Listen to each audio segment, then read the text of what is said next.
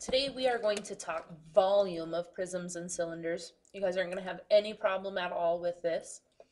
Volume is how much is inside of something, how much pop can fit inside a bottle, how much water can fit inside a fish tank, how much peanut butter can fit inside of a jar.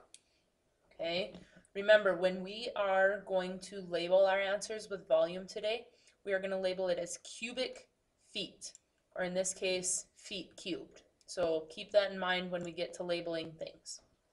Okay, the formula for a volume of a prism is going to be the area of our base times our height. So our big things, we're very, very good at finding the area of our base. So we're going to have to do that a lot again, times our height. So if we look at this, the area of my base of this prism is going to be my 7 times my 4. That's what's on the bottom there.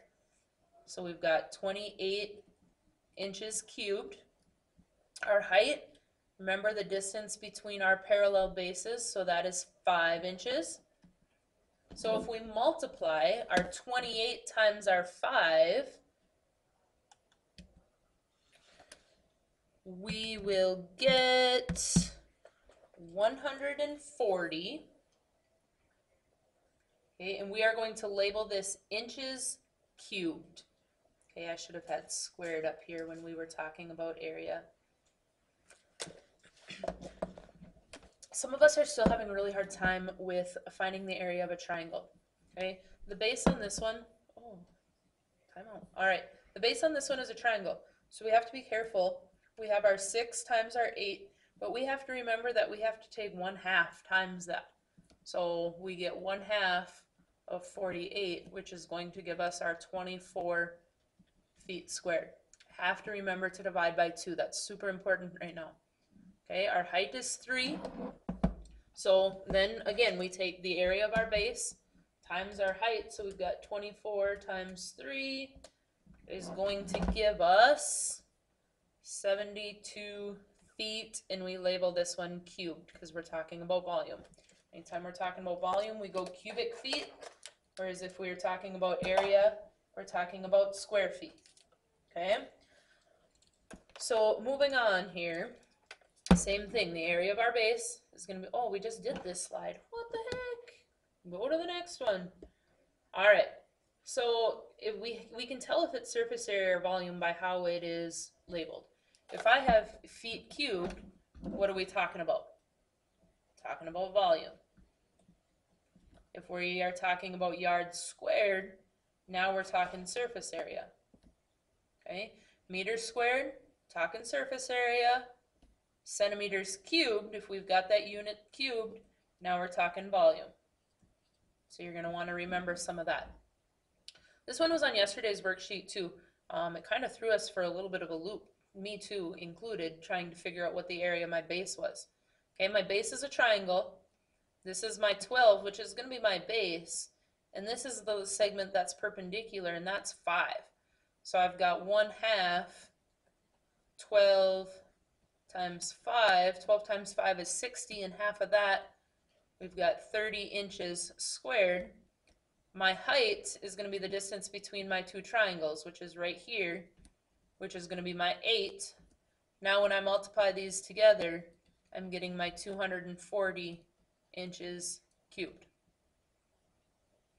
All right, volume of this prism, nice part is it gives me already the area of my base. That is a hexagon, so the area of my base is already 23.4 centimeters squared.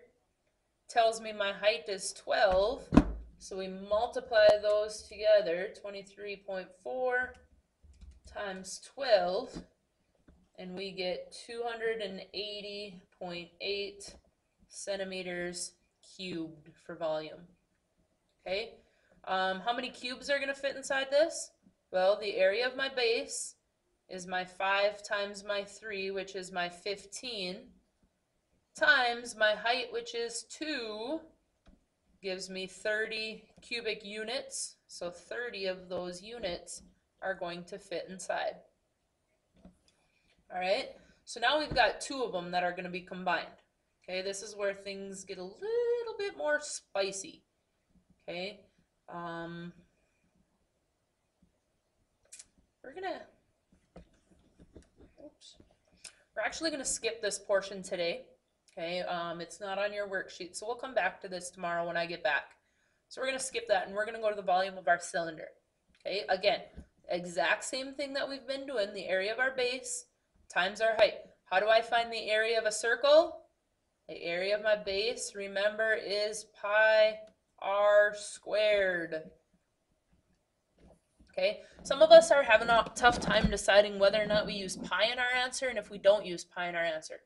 Remember, with cylinders and cones, we use pi because it's got circles with it. Okay, when we're talking prisms and pyramids, we don't use pi because now we don't have circles. Remember that pi goes along with circles. So we don't have to worry about it when we were talking about prisms before. Now we're talking cylinders and we have circles as our basis. So now we've got to talk when we're talking about pi. So area of our base is going to be pi r squared, or pi 2 squared, which gives us 4 pi. Our height is 3. We multiply those together. The area of our base times our height is going to give us 12 pi. Just leave it just like that. Okay, here my diameter is 4, so that means that my radius is going to be 2. Therefore, I have 2 squared times pi, or once again, I have 4 pi as my area of my base. My height's going to be 10, so my volume that I'm going to get is 40 pi. Okay, here I've got my radius to be 1, so the area of my base is 1 pi, because 1 squared is 1. And then we add our pi onto the end. My height's 5. We multiply those together, and we get 5 pi. All right, this time it already gave me the area of my base. We've got 63.6 centimeters squared. They obviously multiplied it by their pi, which is fine. Our height is going to be 12, so we have to multiply those together. 63.6 times 12 gives us 763.2 centimeters cubed. When you label that, make sure you label it cubed. Okay, it says if the radius of the cylinder is doubled, will its volume also double? Okay, we'll actually talk more about this tomorrow when I get back. Again, that's not on your worksheet, but be prepared for us to do some of these types of things tomorrow when I get back. Okay, right now, the two formulas that you're going to have to use today is your volume of a cylinder right here and your volume of a prism that was way back on page 1, this thing. Okay, there's also some review questions about surface area. Questions number 7 and number 8 are surface area questions, so don't let those fool you. And you have worksheet 9.4 to do for tomorrow. See you tomorrow.